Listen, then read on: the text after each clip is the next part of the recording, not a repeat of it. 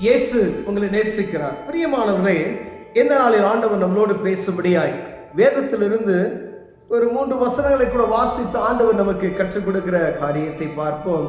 அது எசேக்கியேல் தீர்க்கதரிசியின் புஸ்தகம் 18வது அதிகாரம் 21வது வசனம் 22வது வசனம் இப்படியாக சொல்லுகிறது. துன்மார்க்கன் தான் செய்த எல்லா பாவங்களையும் விட்டு திரும்பி என் கட்டளைகளை எல்லாம் கைக்கொண்டு நியாயத்தையும் நீதியையும் செய்வானாயாகில் அவன் பிழைக்கவே பிழைப்பான், அவன் சாவதில்லை. அவன் செய்த எல்லா மீறுதல்களும் நினைக்கப்படுவதில்லை. அவன் தான் செய்த நீதியிலே பிழைப்பான்.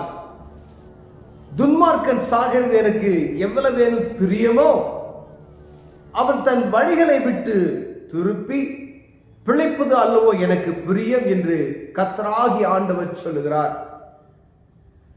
நீதிமான்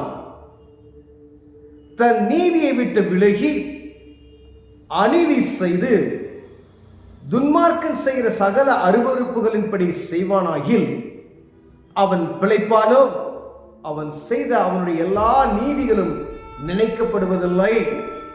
அவன் செய்த தன் துரோகத்திலேயும் அவன் செய்த தன் பாவத்திலேயும் சாவான். பிரியமானவர்களே, இந்த தீர்க்கதரிசியிடம் ஆண்டவராகிய கர்த்தர் சொல்லுகிற ஒரு வார்த்தையை பாருங்க. கொஞ்சம் மன கஷ்டமா தான் இருக்கும். ஆண்டவரை அறிந்து கொண்ட பிள்ளைகளுக்கு கொஞ்சம் கேட்கறதுக்கு நமக்கு கஷ்டமா தான் இருக்கும். ஒரு மனிதன் நம்மகிட்ட அநேக நாள் வேலை செய்கிறான்னு வச்சுக்கோங்களேன். அவன் அநேக நாள் வேலை செய்கிற, இப்ப நம்மே ஒரு ஆள்கிட்ட அநேக நாள் பணிபுரிந்து கொண்டு இருக்கிறோம். ஒரே ஒரு சின்ன தவறு செய்வது நிமித்தமாய் அந்த எஜமானனுக்கு பிடிக்காத ஒரு காரியத்தை நம்ம செஞ்சிட்டோம். உடனே அவர் என்ன செஞ்சாரு, வெளியே போ அப்படின்னு சொல்லி வரட்டிடுறாரு. எவ்வளவு மனவேதனையா இருக்கு. நான் இத்தனை வருஷமா இந்த மனுஷனுக்காய் நான் பாடுபட்டேனே, நாயா பேயா உழைத்தேனே அப்படின்னு சொல்லி மனிதர்களாகி நமக்கு அப்படிப்பட்டதான வேதனைகள் வருகிறதை நான் பார்க்க முடியும். ஒரு இடங்களெல்லாம் கேட்கும் பொழுது நான் இத்தனை வருஷம் அவர்கிட்ட வேலை பிடிச்சி செஞ்சேன், ஆனால் அவர் தெரியாம ஒரு தவறு செய்து விட்டு அவர் என்னைய வெளியே வரட்டிட்டாரு அப்படின்னு சொல்லுவாங்க. உலக பிரகாரமான மனிதன் செய்கிற அந்த காரியத்துக்கு நாம் எவ்வளவு வேதனைப்படுகிறோம் பாருங்களேன். அதே போல ஆண்டவர் இங்கே சொல்லுகிறார், ஒரு துன்மார்க்கன் அவன் எப்படிப்பட்ட பாவியாய் இருந்தாலும் சரி, ஆண்டவருடைய கற்பனைகளை கை கொள்ளாதபடி நீதியை செய்யாதவன் துன்மார்க்கமான மனிதன். துன்மார்க்க மனிதன்மானதா உலகத்துல அவன் எப்படிப்பட்ட பாவி, எல்லா காரியத்தையும் செய்த ஒரு மனிதன்.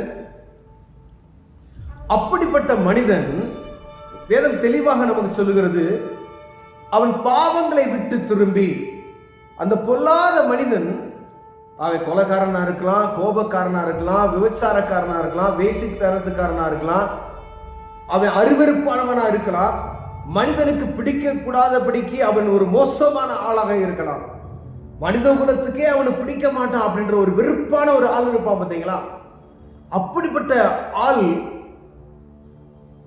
டக்குன்னு அந்த காரியத்தை நான் விட்டுட்டு ஆண்டவருடைய கட்டளையும் அவருடைய நியாயங்களையும் நீதியும் செய்வானாகில் அவன் பிழைக்கவே பிழைப்பான், அவன் சாவதில்லை என்று சொல்லுகிறார். பிரியமானவர்களே, எவ்வளவு ஒரு கிருபை பார்த்தீங்களா.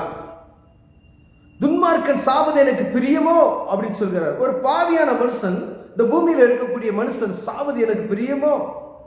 இல்ல, எந்த ஒரு மனுஷன் சாகக்கூடாதுன்னு ஆண்டவர் விருப்பப்படுகிறார்.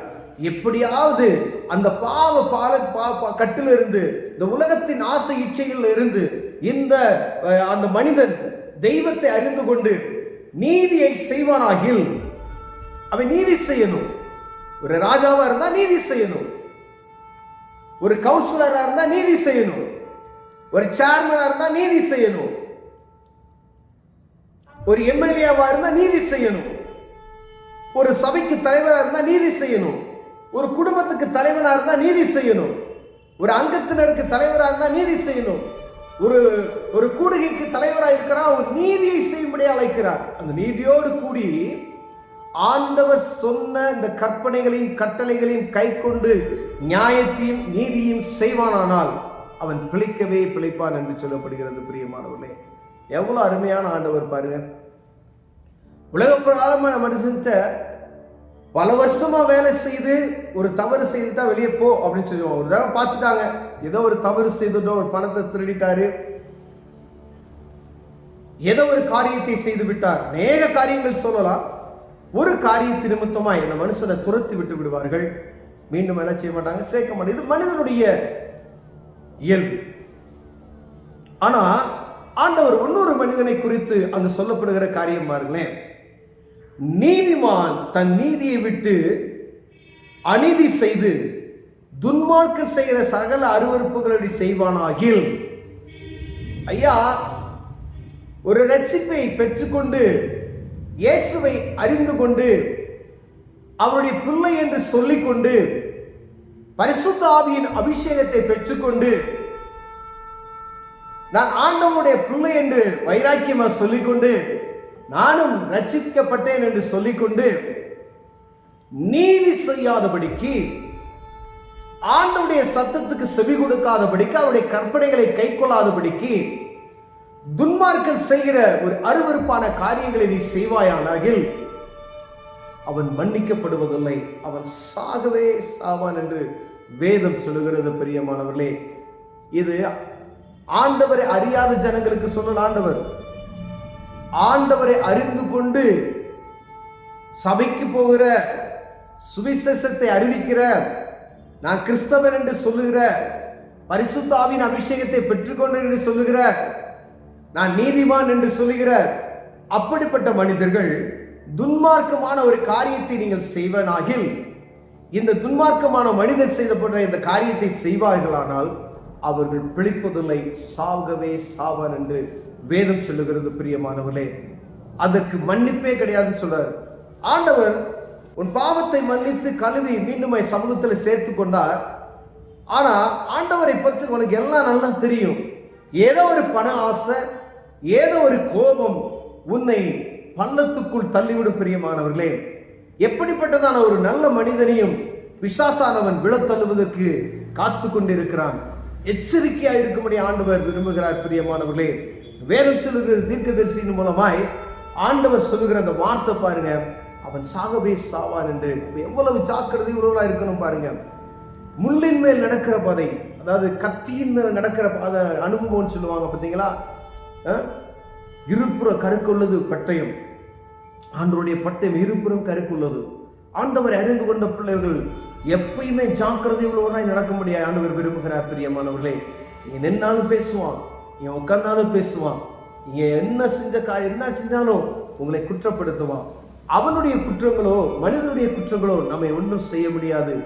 ஆனா ஆண்டவருடைய பார்வைக்கு, ஆண்டவருடைய காரியத்துக்கு அவர் பார்க்கும்போது நான் துன்மார்க்கவன் என்று அவர் அறிவாரே ஆனில், அப்பொழுது நம்மை ஆண்டவர் தண்டிக்க அவர் கட்டளையிட விருப்பமுள்ளவராய் இருக்கிறார். பிரியமானவர்களே, ஒருவேளை இங்க சொல்லப்பட்ட இந்த காரியம் பாருங்க, ஒரு பாவி எப்படிப்பட்ட பாவியை இயேசுவே நோக்கி வந்துட்டான் அப்படின்னா அவனுக்கு மன்னிப்பு, அவன் பிழைப்பான்.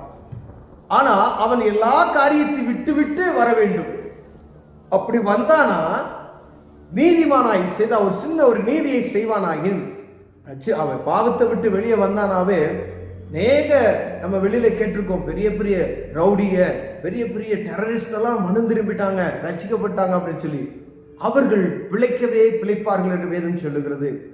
ஆனா நீதிமானாய் இருக்கிற நாம் ஒரு தவறு செய்வோமையானால் நம்மை ஆண்டவர் தண்டிக்குவார். பிரியமானவர்களே, கவனமுடன் இருக்கும்படியா இந்த காலை வேளையில் ஆண்டவர் பேசுகிறார். கண்களை மூடுவோம், ஜெபம் செய்வோம். அன்பின் தகப்பனே, ஆண்டவரே, ஒரு சிறிய காரியத்தை, ஒரு பெரிய காரியத்தையும் நாங்கள் செய்யும் பொழுது எச்சரிக்கை உள்ளவர்களாய் நாங்கள் நடந்து கொள்ள எங்களுக்கு உதவி செய்ய ஆண்டவரே.